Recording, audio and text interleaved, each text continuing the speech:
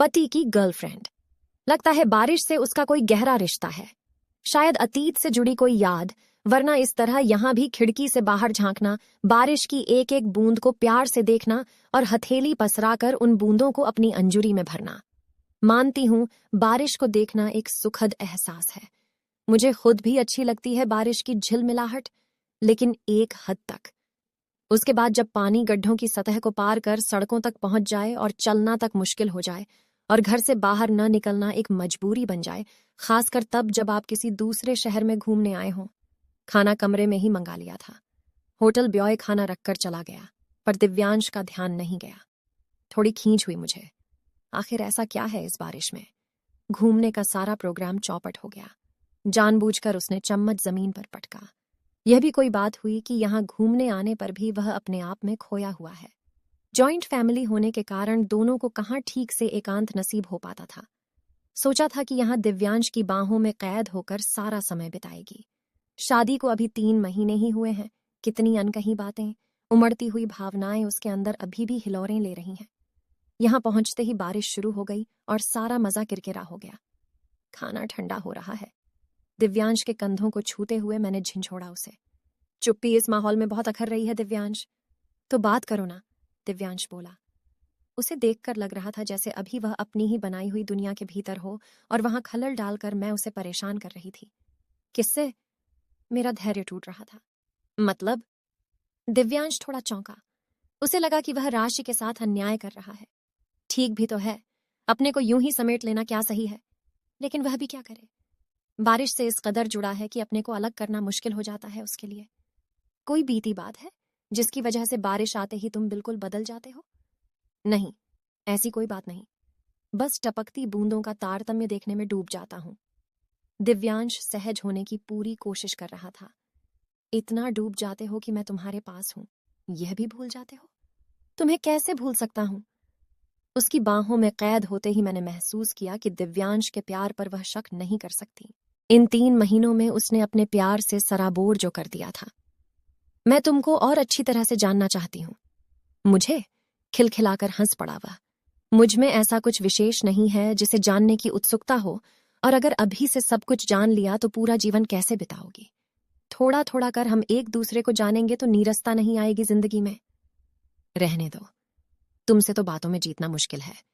Professor ठहरे, तुम्हारे मन को जानना कठिन तो होगा ही। नहीं बताना तो मत बताओ, लेकिन इतना जान लो कि अब इस बारिश के पीछे मुझे नजरअंदाज किया तो तुम्हें छोड़कर चली जाऊंगी। मैंने रूठने का नाटक करते हुए कहा। हो सकता है ये बात जानकर तुम्हें बुरा लगे। नहीं लगेगा, कहकर तो देखो। कॉलेज के दिनों की बात है। घर की आर्थिक स्थिति ऐसी नहीं था कि मैं और लड़कों की तरह यहां वहां घूमने में समय बर्बाद करता। बस कॉलेज जाना और सीधे घर आना। रात दिन पढ़ाई के सिवाय कुछ सोचता ही नहीं था। उस दिन घर जाने के लिए बस स्टैंड पर खड़ा था कि झमाझम बारिश शुरू हो गई। 2-4 बसों में चढ़ने की कोशिश भी की, लेकिन भरी होने के कारण चेयच नहीं पाया। तभी एक कार आकर रुकी और एक मधुर आवाज ने मुझे पुकारा। आ जाइए, मैं छोड़ दूंगी। मेरा घर भी आपके रास्ते में ही पड़ता है। वह मेरे कॉलेज में ही पढ़ती थी, शायद 3rd ईयर की स्टूडेंट थी। इससे पहले न तो कभी उससे बात हुई थी, न ही ऐसा परिचय था कि मैं उससे लिफ्ट ले लूं। चलते फिरते कभी नजर पड़ी होगी, इसलिए इतना तो पता था कि वह हमारे कॉलेज में पढ़ती है। दिव्यांश, मैं तुम्हें खा नहीं जाऊंगी। एक ही कॉलेज में पढ़ते हैं, इसी खातिर बैठ जाओ। बारिश जल्दी रुकने वाली नहीं है। उसने फिर से गाड़ी में बैठने को कहा। नाम तो बहुत मामूली बात है। मैं तुम्हारे बारे में बहुत कुछ जानती हूँ। बाय द वे, मेरा नाम हर्षिता है। बड़ी देर तक कार में उसकी हंसी गूंजती रही। वह हमारी पहली मुलाकात थी। उसके बाद हर्षिता को देखने, उससे मिलने की इच्छा मेरे मन को उकसाने लगी। न जाने कैसे संकोच की दीवारें, जो अब तक मेरे व्यक्तित्व के इर्द गिर्द पहरा दिए खड़ी थीं, धीरे धीरे हटने लगीं। प्यार का यह पहला अंकुर था जो मेरे भीतर प्रफुल्लित हुआ था। मेरे मुकाबले हर तरह से श्रेष्ठ थी। वह उम्र में तो बड़ी थी ही, पैसे और रुतबे में भी मैं उसके सामने कुछ नहीं था। एक दिन उसने कहा, दिव्यांश, मुझे अच्छे लगते हो। दूसरे लड़कों से बिल्कुल अलग हो, जो पैसे वाली लड़कियों को फंसाने के चक्कर में रहते हैं। कोई आपको अपने दिल के सिंहासन पर बिठा दे तो एहसास अंगड़ाइयां लेने लगते हैं। मेरे साथ भी ऐसा हुआ। मैं एकटक दिव्यांश को देख रही थी। हर्षिता से मिलने के बाद से ही बारिश से मेरा नाता जुड़ गया। उसे भीगने में बहुत मजा आता था। जानबूझकर कार खराब होने का बहाना करके मुझे भी पैदल चलाती। उन बूंदों का स्पर्श और उसका साथ मेरे मन प्राण भीग जाते। एक दिन वह बोली, मुझे लगता है तुम मेरे कारण अपनी पढ़ाई पर ठीक से ध्यान नहीं दे रहे हो। तुम्हें कुछ बनना है। मेरा क्या है, बड़े बाप की बेटी हूं। दौलत से लड़का खरीदा जाएगा। पढ़ना तो समय बिताने के लिए भेजा गया है। तुम अच्छे लगे तो। मैंने कहा, मैं भी तुम्हें पसंद करता हूं। वह मेरी बात को समझते हुए बोली, अपने लक्ष्य से मत भटकना। मुझे तो न जाने कब किसी रईस बाप के बिगड़े बेटे से बांध दिया जाए। हमारे परिवार में शादियां बिजनेस के फायदे के हिसाब से तय होती हैं। यह तय है कि हम दोनों कभी एक नहीं हो सकते। मैं तुम्हें किसी भुलावे में नहीं रखना चाहती। बस तुम्हारी दोस्ती एक धरोहर के रूप में मेरे पास सदा सुरक्षित रहेगी।